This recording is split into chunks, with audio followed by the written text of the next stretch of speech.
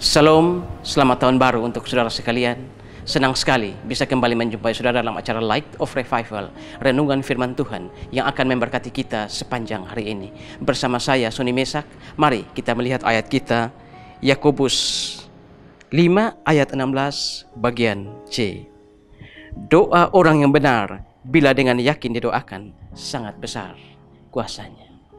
Saudara-saudara yang terkasih dalam Tuhan Yesus Kristus, ada satu orang Tionghoa namanya Leong. Leong ini saudara, dia adalah orang Tionghoa yang tidak pandai berbahasa Indonesia. Dan di depan rumahnya itu ada sebuah gereja kecil. Setiap hari Leong selalu datang ke gereja kecil itu. Dia selalu masuk, berlutut dan berdoa kepada Tuhan.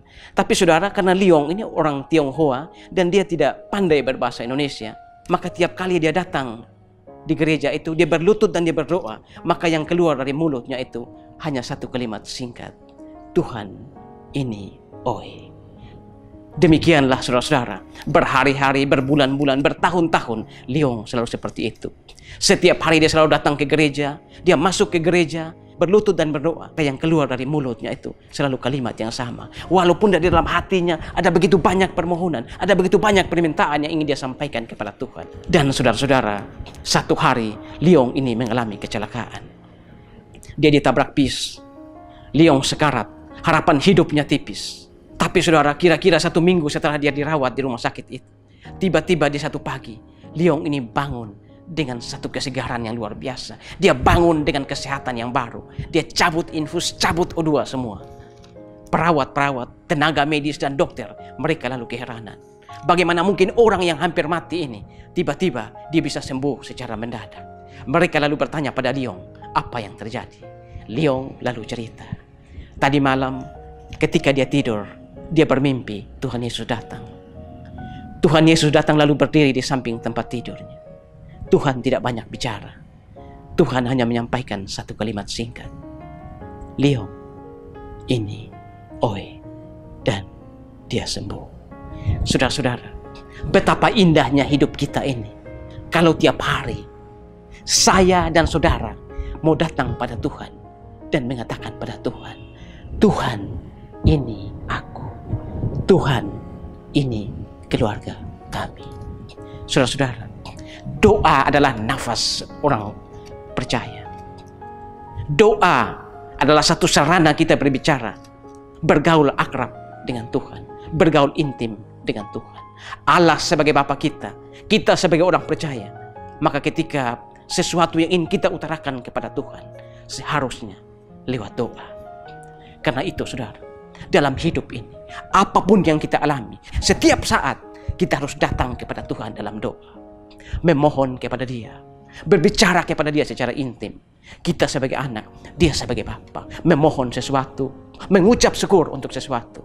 Tapi ingat saudara, bahwa doa yang kita naikkan kepada Allah kita sebagai bapa kita, dia pasti akan langsung menjawabnya. 3 jawaban.